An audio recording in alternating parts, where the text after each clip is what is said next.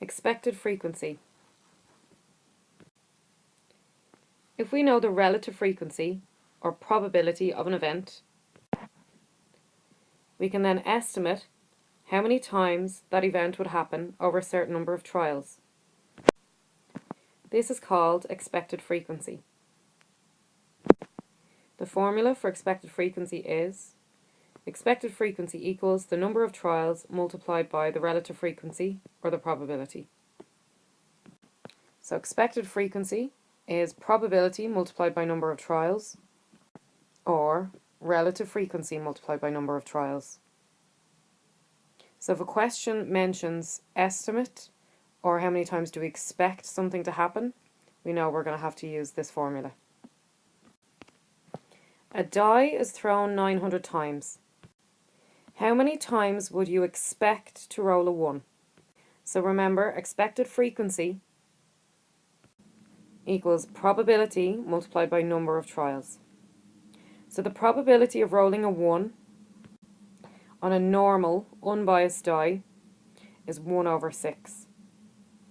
So the number of times 1 would be expected to appear after rolling a die 900 times is going to be 900 times a sixth, which is 150. So remember, expected frequency is the probability multiplied by the number of trials. So the probability was a sixth, the number of trials was 900, and multiplying them gets us 150.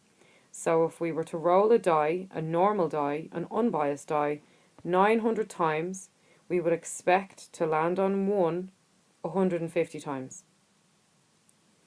A random survey of shoppers was carried out in a supermarket. It was found that the relative frequency of a shopper buying the supermarket's own toilet paper brand is 28%.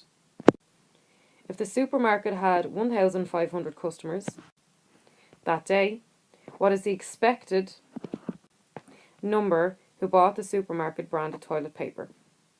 So expected frequency is relative frequency multiplied by number of trials.